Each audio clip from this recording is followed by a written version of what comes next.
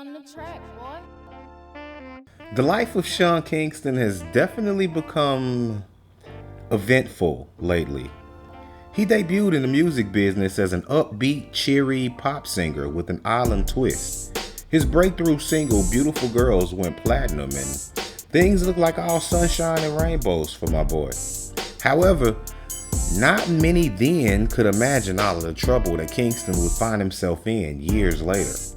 Sean went from topping the charts and magazine shoots to mugshots and shame for his entire family. Ever wonder where he went wrong though? Well, let's find out. I'm Nate the Great from TakeFlight214.com, and this is Life After Rap, the roller coaster life of Sean Kingston. But before we get started, please take a second to smash that like button for me. Liking and sharing these videos is really the only way to help smaller channels like ours continue to grow. But with that being said, let's jump right into the story. Born Keyshawn Paul Anderson in 1990, Sean is of Jamaican descent and was raised by a single mom, Janice Turner, in Miami, Florida, along with his brother and his sister.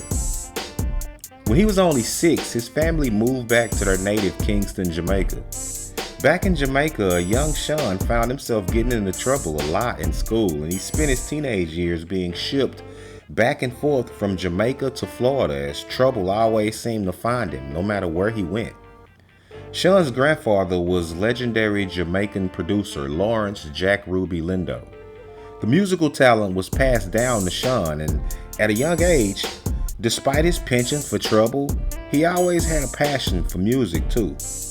Realizing this and hoping that it would be a positive influence on his life, his mom purchased him some beginner's recording equipment, thinking that he might be able to help channel his energy in a more productive way. Apparently though, even back then, Mama was a rolling stone, because when Sean was only 15, she was sentenced to 2 years in the feds for bank fraud and tax evasion. Sean would bounce from house to house, living with various friends and family until eventually he found himself homeless for a period of time. He performed odd jobs just to keep food in his mouth, but all the while he was dead set on his music craft, seeing it as his only real chance to improve his life. It wouldn't be long after that he penned the song Beautiful Girls, citing the inspiration from having been cheated on by his high school girlfriend. He promoted it in his other work on his MySpace page in hopes that someone would eventually notice him. He reached out to everyone that he could. He sent message after message to producers until one day he got a response from J.R. Rodham. The first conversation really didn't yield much, but determined to make it and feeling that he didn't really have much else to lose, Sean along with his brother decided to move to California for better opportunities. Once they got there, they reached out to JR again, and this time he agreed to meet with them. After an audition, JR was so impressed with the young Kingston that he signed him to his Beluga Heights record label. Despite the sing-songy nature of Beautiful Girls, JR stated that Sean was actually more of a rapper when he first signed. But liking the sound of Beautiful Girls so much, they convinced him to do more stuff like that in hopes that it would make him more marketable. And realizing that they had a hit on their hands, they had Sean re-record the single and they released it to the world in 2007. The song was indeed a smash. It peaked at the top of the Billboard 100. Not only was the song big here in the States, but it blew up globally, topping the charts in Australia, Canada, New Zealand, Ireland, Spain, and the United Kingdom. The song was certified double platinum here in the US and spent 4 weeks atop the UK charts. The ensuing video to this day has more than 1 billion views with a B on YouTube. He spent the next 2 years touring as an opening act for artists such as Gwen Stefani on her Sweet Escapes tour and select dates for Beyonce's The Beyonce Experience tour. Finally, after building his name next to some of the biggest pop stars of the day, in 2009 he released his debut album, Tomorrow, on September 22nd. Around this time, his mom and sister were being released from prison because, somehow his sister got caught up in his mom's antics as well. A trend that will hold true with Sean, but we'll get to that a bit later. But at the time, Sean was on top of the world. Fire Burning and Face Drop were released as singles, Additionally, 5 promotional digital singles were released leading up to the album. He felt like he had made it, and he spent money like you would expect a kid who never had nothing to do. He bought his mom a new house and a Bentley, which is understandable to a degree, right? But okay, just wait. In 2010, he released Eenie Meenie featuring Justin Bieber, which released on March 23rd of 2010 and was also included on Bieber's My World 2.0 album. Kingston definitely had friends in high places. He was rubbing shoulders with some of the most popular people in the game, and it seemed like it was all upside from there. That is until he confessed that he was in fact not related to famed reggae singer Bijou Bunton, whom he had previously insisted was his uncle. And not only that, people called him out for another statement that he had made concerning his grandfather, Jack Ruby. You see, Sean claimed that he had spent time in the studio talking about the music business with Jack, but people pointed out that Jack Ruby died in 1989, and Sean was born in 1990, so it was literally impossible for that statement to be true. The trouble wouldn't end there though. Later in 2010, Sean was accused of SA by a woman with whom he admitted of having an encounter with. The charges would later be dropped, but in 2011, he was enjoying his time in the sun one day out on the ocean when he suffered a terrible jet ski crash that left him severely injured. The crash was so bad that Sean suffered a torn aorta and had to undergo open heart surgery. He spent a good amount of time in the hospital as a result. Remember when I likened Sean's life to a roller coaster ride? Well, he was on the downslope again. And in 2012, Kingston was hit by the IRS for failing to pay taxes on his earnings. 2 months after that, the finance company for the cars that he had bought for himself and his sister came after him for non-payment. And in 2013, the same woman that had accused him of SA earlier came back with a civil lawsuit. The criminal charges had been dropped, but she was now suing Sean and his associates for $5 million. Sean would later end up settling out of court for an undisclosed amount. Although his personal life was a mess at the moment, Sean still had his name to lean on. And in 2013, he released his third album, Road to Deliverance. But it didn't do as well as the first two had done. No big deal, right? Except, you have to remember, Sean was spending money like it was going out of style. He was a kid from the hood with no proper guidance on money management, so he blew through it like a red light at 1 a.m. In 2014, TMZ reported his Bentley and G-Wagon had been repoed for non-payment. A few months after that, a jeweler from New York was suing him for non-payment on pieces he had gotten from them.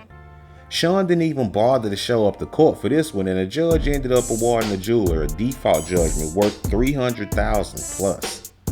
The year after that, another jeweling company accused him of owing them $225,000 for a watch that he just decided to stop paying on because he claimed that it wasn't worth that much. Apparently, no one ever told Sean that that's not how this works. And then another jeweler in Florida claiming Sean had basically done the same thing to them. They also took Kingston to court and won a judgment off of him. At this point, a trend was starting to show up.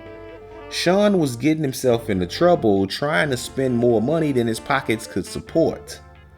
It was a classic case of keeping up with the Joneses going terribly wrong. So you can imagine how much it must have hurt him when one of his chains got snatched while at a West Hollywood club. Reports were that the chain was worth an estimated $300,000 just for that one.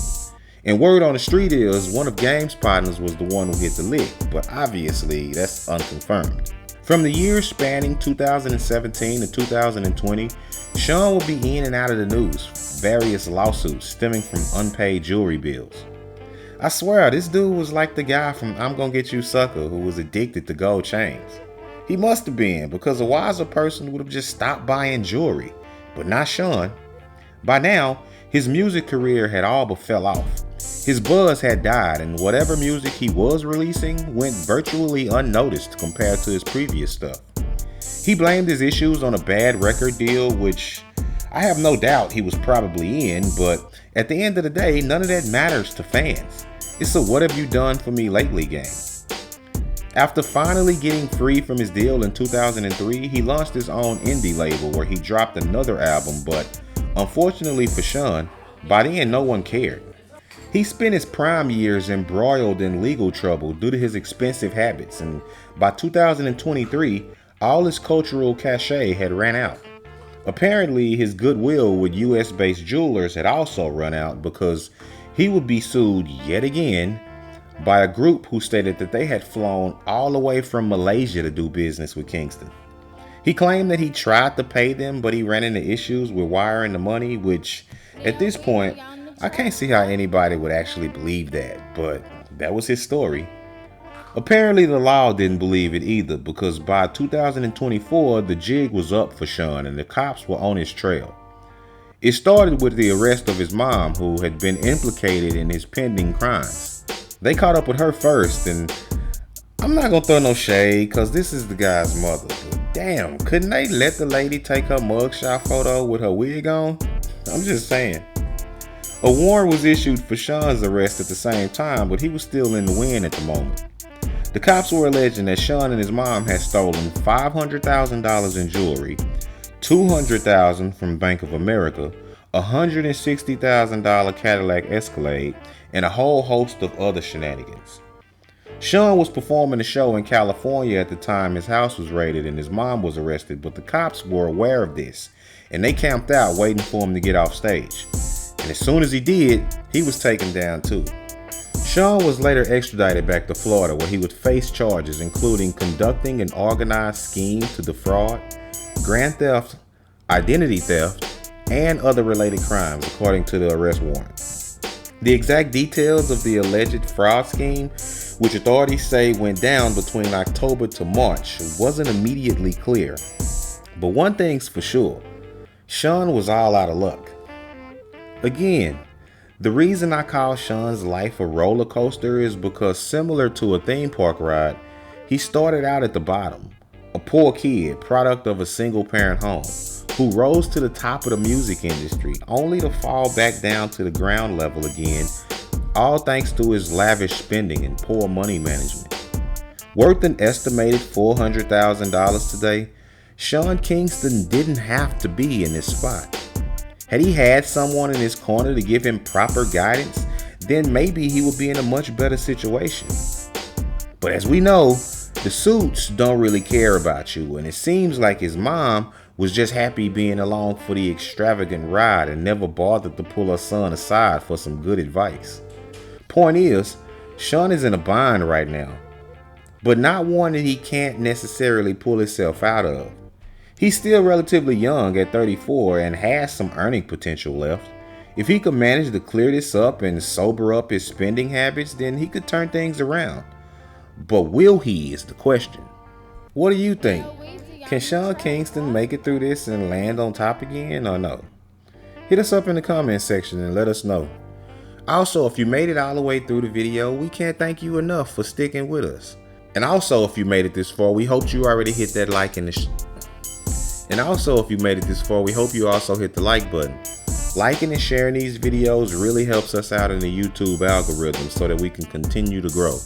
And if you want to be updated whenever we drop new videos, then hit the subscribe button and then the notification bell. That way you can be dinged whenever a new episode drops. But with that being said, I'm Nate the Great from TakeFlight214.com signing out. Until next time, peace.